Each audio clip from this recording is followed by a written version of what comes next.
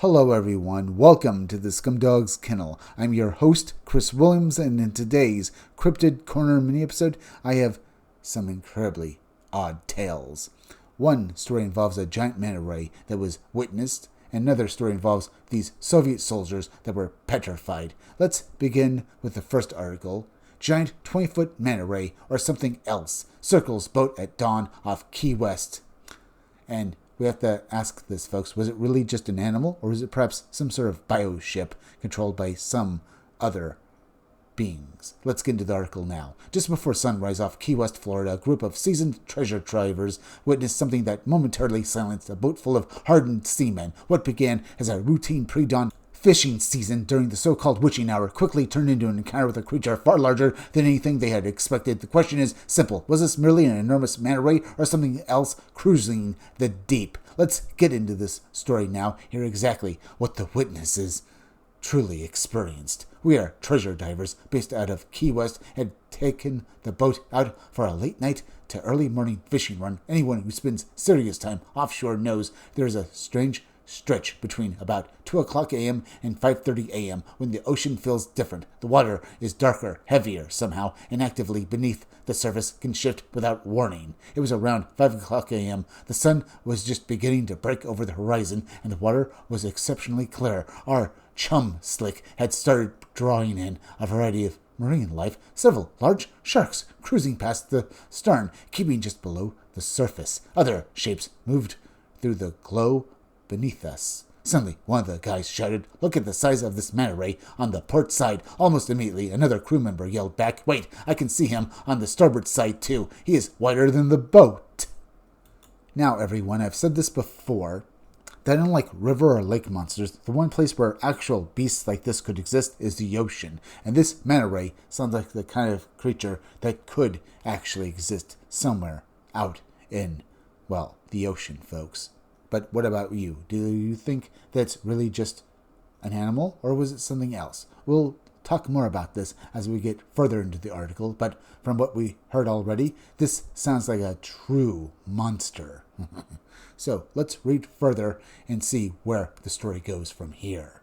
We leaned over and saw it clearly. The animal stretched across both sides of the vessel. It was easily 18 to 20 feet wide, perhaps more. It moved slowly and deliberately, gliding beneath us in a wide, lazy arc. Then it circled back, and again each pass brought it close enough that we could make out the massive wingspan and dark silhouette against the brightening water. None of us had ever seen a manta that size in these waters. It did not thrash or dive abruptly. It simply cruised beneath us, almost as if inspecting the boat. The sea keeps her secrets. Despite modern sonar and submersibles, more remains unknown than known in the deep ocean. We have mapped the surface of the moon more thoroughly than the deepest trenches on Earth. Recently, a friend mentioned meeting people in the Southwest who believe extraterrestrials have long inhabited the deepest oceans safe from humanity because we cannot survive in those crushing depths. Watching that enormous shape circle us in the clear morning water, it was difficult not to wonder what else might be down there. Indeed, what could be down there, folks? Is it possible that aliens are actually here in the Earth's oceans? Have they been here so long that they might have always been here as far as we know, folks? Could they be what is known as ultra-terrestrials? Some people do think that ultra-terrestrials are alien beings, but they've been here so long, folks, that we've given them names as gods or creatures from myth and legend, like vampires or ghosts, fairies, and such.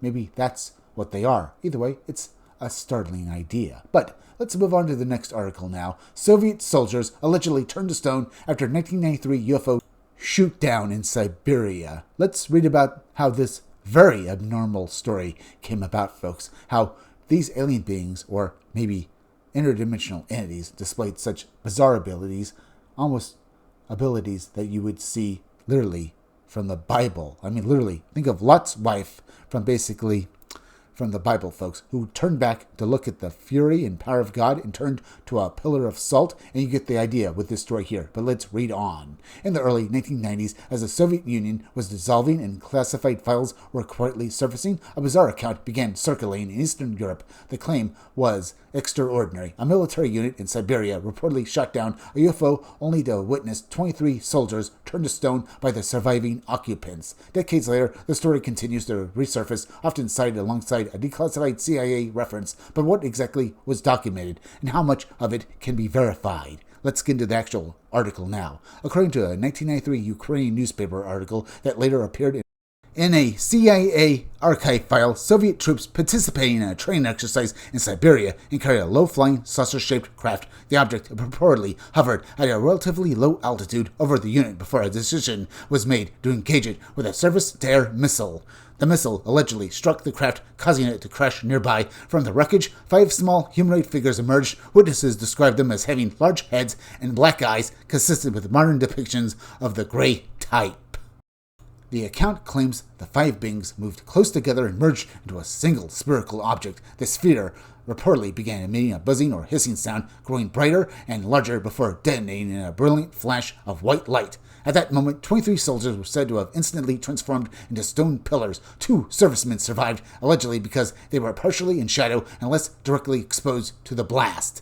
The Ukrainian article further claimed that both the wreckage and the petrified remains were transported to a classified scientific research facility near Moscow. There, researchers supposedly determined that the transformed soldiers' bodies had become a substance chemically similar to limestone. It is important to note that the CIA document often cited in connection with the story is not an investigative validation. It is a translated summary of a Ukrainian press report that references alleged KGB materials. There is no evidence within the file that the CIA independently confirmed the event.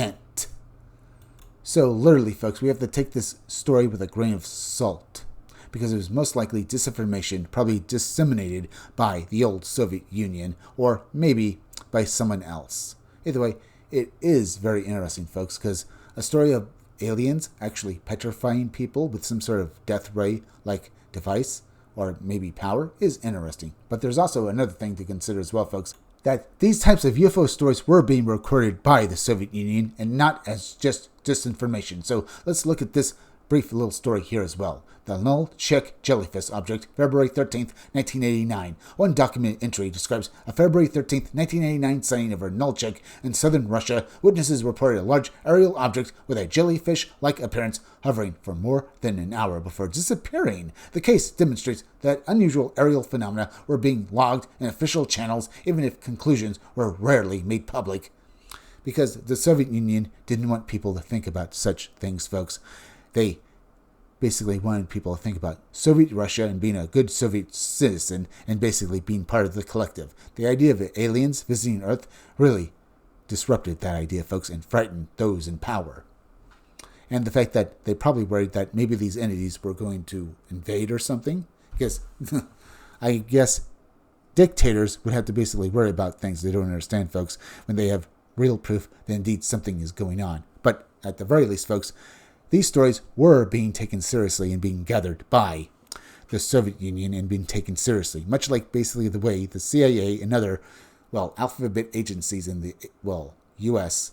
were also gathering information about UFOs even after the closure of Project Blue Book back in 1969, folks. Either way, it just shows you that this stuff is being taken seriously in the highest circles of governmental powers. They just don't want us to know about it because they are worried what will happen if this information comes out and is known to the public. Either way, folks, the first article we read through with basically that, large manta ray. Some people have speculated that that sign was actually of some sort of UFO, a type of bioship that's also been seen flying through the sky, folks, because the size of the object could be literally used as a vessel if it were basically something like that, folks. But then again, the ocean does, and I do believe this, folks, has animals that big, so it could have been either thing, folks. Either way, in all these stories, we have to wonder what is actually going on, both, in our skies and in the oceans and Earth. Until one day we do, we just have to keep trying to find out. Anyway, folks, we're at the end, so please go subscribe to my YouTube channel, Read Comics That Are Bad For You. You can use the YouTube link down below in the descriptions of the chat to go subscribe me. Hit that like button for me. Make sure you're still subscribed. Leave some comments down below. Hit that bell for notifications. Make sure to hit the part of the bell that give you all future notifications, and please share this video out. I'm Chris Williams from the Scumdogs Kennel. Thank you all for joining me. I'll be back again tomorrow with another great video, so be sure to come back again then. Till next time, folks, I'll see you all again soon.